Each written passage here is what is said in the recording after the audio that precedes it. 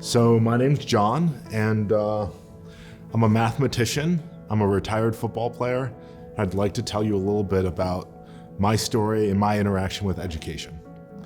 So to start off, I think the first thing I should talk about is my mother, in that my mother was really the driving force behind my education and really a big motivating factor for me. Neither of her parents, actually graduated high school, so they didn't really know much about education, and her school wasn't really well equipped to help her. In fact, when she was deciding what she should do with her life and what career she should choose, when she went to her guidance counselor very much discouraged her from college and recommended that she get a job as a secretary.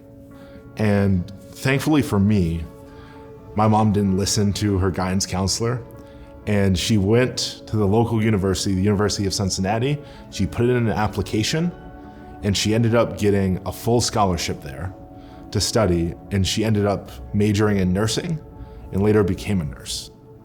One of the biggest things my mom always tried to sort of stress to me was that it was really, really important to her that I had every single opportunity afforded to me. And when I got to college, all my math classes started to become my favorite classes because they were always concerned about answering the question why.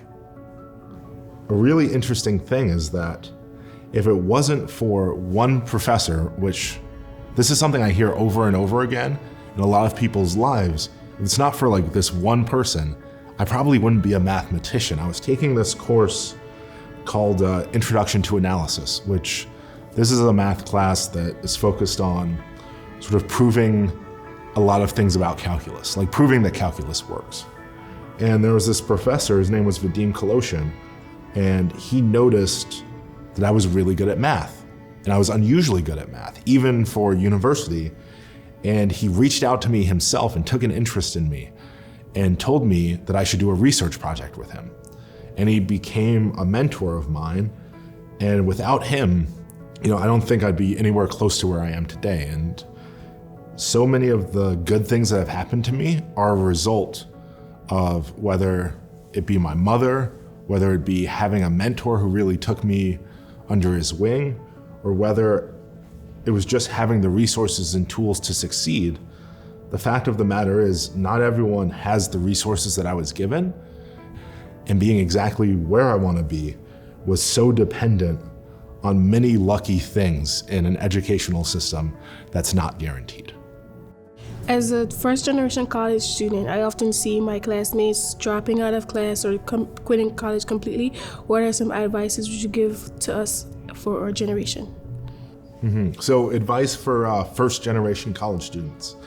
I would say it's often tough because, first of all, you often don't have sort of a support system of friends and family who have been through college and who can tell you what to expect and can give you well-informed advice when you're struggling.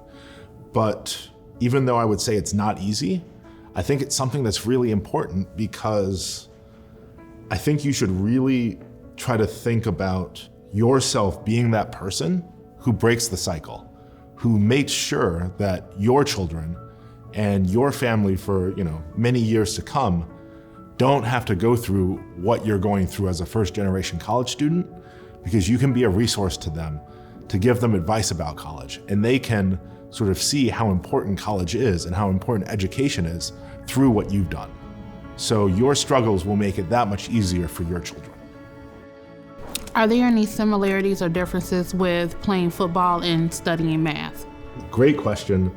I've gotten this many times. So one of the key similarities is sort of perseverance, learning how, to be faced with a problem, how to face failure and get back up again and keep trying. And actually one of the ways that I think sort of football and math are actually quite different, which I think is really interesting, is sort of the stigma of failure. It's a really bad thing in football, and it's something that you really try to avoid, whereas in math, I find that you need to be a little bit more welcoming to failure, in that you're going to fail, And failure is actually your chance to try to learn and try to grow. And if you're going through math and you aren't ever really failing at anything, then it means you're probably not pushing yourself very hard. And it means you're not really trying your best, and you're not really trying to push yourself to your full potential. Me as a mathematician, I find that, if I'm working on a very hard problem I'm trying to solve, I fail many times. I work on this problem, I try to solve it 99 times, and then on the 100th try, I fail again. And there's something to be said for learning from your mistakes and getting better. If I only worked on research problems that I could solve the first time every time I tried to think about them, well, these aren't very challenging to me, and it means that I'm not really pushing myself, and I'm not really trying to get better as a mathematician. Any other questions? What made you stop playing professional football and become a mathematician?